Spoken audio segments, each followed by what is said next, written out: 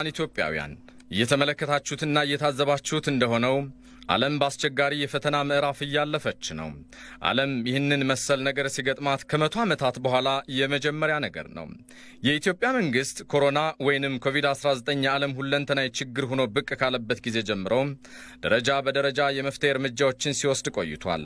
ህዝቡ ግንዛቤ እንዲያገኝ፣ የሕክምና ተቋማት እንዲዘጋጁ፣ የመከላከያና የሕክምና መሳሪያዎች ከውጭ እንዲገቡ፣ የማቆያ ስፍራዎች እንዲዘጋጁ፣ ትምህርት ቤቶች እንዲዘጉ፣ አብዛኞቹ የመንግስት ሰራተኞች በቤት እንዲወሰኑ፣ ብዙ ህዝብ ሊሰበሰብባቸው የሚችሉ ሃይማኖታዊና ማህበራዊ ተቋማት አገልግሎታቸውን ህዝብ ሊሰበሰብ በማይችልበት መንገድ እንዲከውኑ፣ በአብዛኛው ስፍራዎች የህዝብ ትራንስፖርት እንዲቋረጥ፣ ለአስቸጋሪ ጊዜ የሚሆን ሀብት የማሰባሰብ ሥራ እንዲሰራ ተደርጓል። መንግስት የኮሮና ወረርሽኝን በተመለከተ የሚከተለው ስትራቴጂ በመከላከል ላይ ያተኮረ ነው። በዚህም ህብረተሰቡን አስተባብሮ በባለሙያዎች ምክር መሰረት ለመከላከል መቻል፣ ከመከላከል ያለፈ ነገር ሲመጣ ለማከም የሚያስችሉ አቅሞችን ማዳበር፣ የከፋው ነገር ከመጣም አስቀድሞ በመዘጋጀት እንደየአስፈላጊነቱ ተገቢ ውሳኔዎችን እያሳለፉ መሄድ፣ እስካሁንም በዚህ መንገድ ነው የተጓዝነው። አሁን ያሉን መረጃዎች እንደሚያሳዩት በቫይረሱ የተያዙ ወገኖች ቁጥር በፍጥነት እየጨመረ ነው። ይህም በመሆኑ ሁላችንንም ያለንን አቅም ሁሉ አስተባብረን ወገኖቻችንን ከዚህ ወረርሽኝ ለመከላከልና የታመሙትንም ቢሆን ለማዳን መዋል አለብን። ያለንበት ጊዜ ህዝብና ሀገርን ለማዳን ሲባል አስቸጋሪ የተባሉ ውሳኔዎችን መወሰን ያለብን ጊዜ ነው። ይህም ውሳኔ እንደ ግለሰብ፣ እንደ ማህበረሰብ፣ እንደ ተቋምና እንደ መንግስት የሚወሰኑ ናቸው። ይህ ውሳኔ በዛሬው ትውልድ ላይ ብቻ የምንወስነው ውሳኔም አይደለም፣ በልጅ ልጆቻችን ላይ ጭምር የምንወስነው ውሳኔ ነው እንጂ በዛሬዋ ኢትዮጵያ ላይ የምንወስነው ብቻ አይደለም፣ በነገዋና በከነገ ወዲያዋ ኢትዮጵያ ላይ ጭምር የምንወስነው ውሳኔ ነው። እኛ የመሪዎቹ ውሳኔ ብቻ ሳንሆን የእያንዳንዱ ዜጋ ውሳኔ በታሪክ የሚመዘገብ ነው።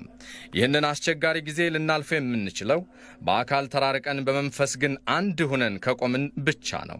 የእያንዳንዳችን ሀብት የሁላችን፣ የእያንዳንዳችንም ችግር የሁላችንም መሆን አለበት። አንዱ በልቶ ሌላው ተርቦ፣ አንዱ ሰርቶ ሌላው ስራ አጥቶ፣ አንዱ መኖሪያ አግኝቶ ሌላው ውጭ አድሮ፣ አንዱ አትርፎ ሌላው ከስሮ ይህንን ችግር ለማለፍ ፈጽሞ አይቻልም። ምክንያቱም ይህ ችግር የመጣው በህልውናችን ላይ በመሆኑ፣ ይህ ችግር የተጋረጠው ሰው ሆኖ በመኖርና ባለመኖር ላይ በመሆኑ ነው። መንግስት ችግሩን በደረሰበት ልክ ለመቋቋም ተዘጋጅቷል። የምንወስዳቸው ውሳኔዎች ክብደት እንደ ችግሩ ክብደት የሚወሰን ነው። ታሪክ እዚህ አድርሶናል። ሀገርና ትውልድ በእጃችን ላይ ነው። በዚህ ዘመን በምንሰራው ሥራ ወይ እንመሰገናለን ወይ እንወቀሳለን።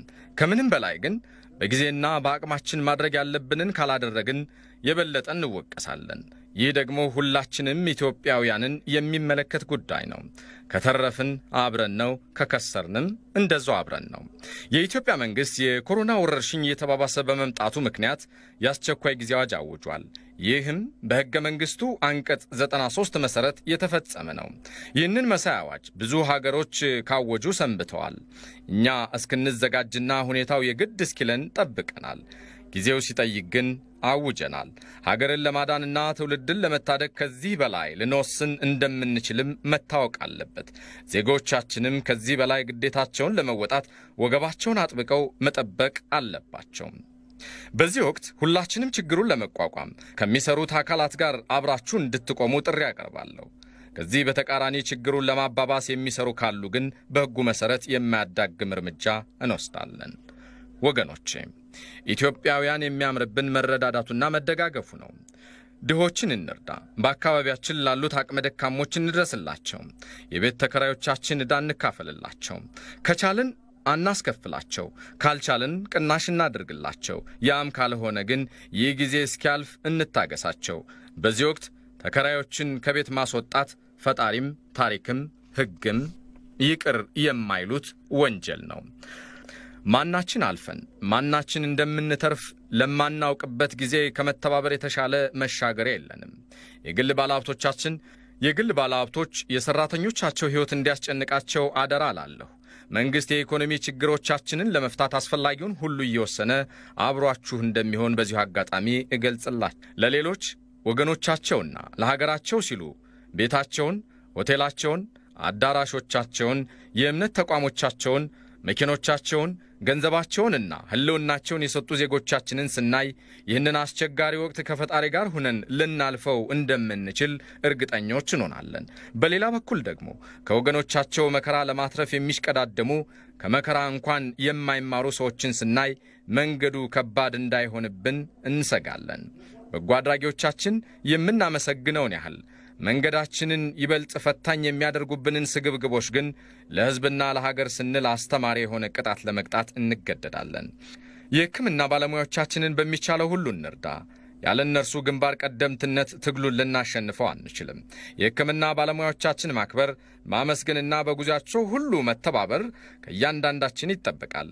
ለሕክምና ባለሙያዎች ተገቢውን ሁሉ አለማድረግ እጅን በእጅ እንደ መቁረጥ ያክል ነው።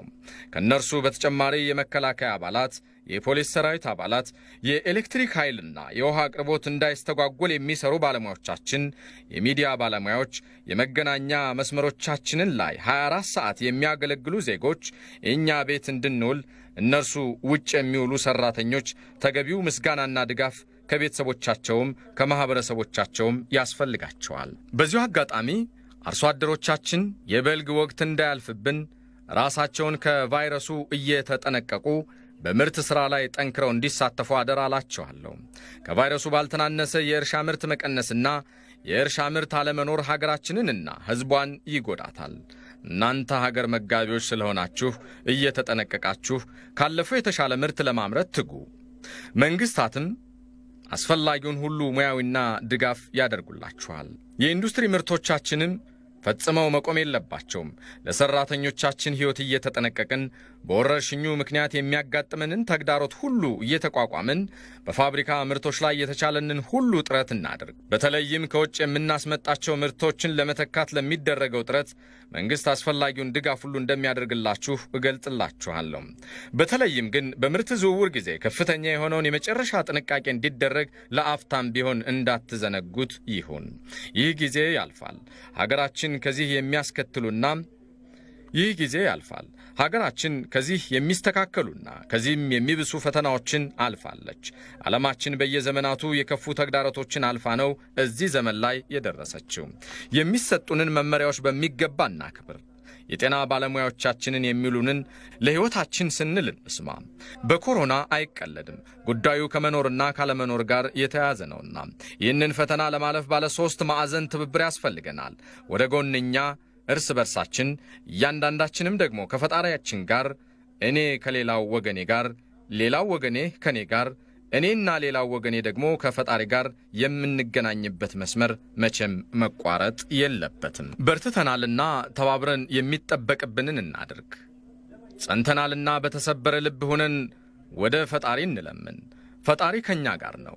መከራውን ያቀልልናልና ፈተናውንም ያሳልፍልናልና ማዕበሉንም ያሻግረናልና ብለን እናምናለን። የሃይማኖት አባቶች ያዘዙንን ጥንቃቄ የፈጸምን ያዘዙንንም ጸሎት ተግተን እንጸልይ። ኢትዮጵያ በልጆቿ ጥረት ታፍራና ተከብራ ለዘላለም ትኖር። ፈጣሪ ኢትዮጵያንና ሕዝቦቿን ይባርክ። ጠቅላይ ሚኒስትር አብይ አህመድ መጋቢት 30 2012 ዓ.ም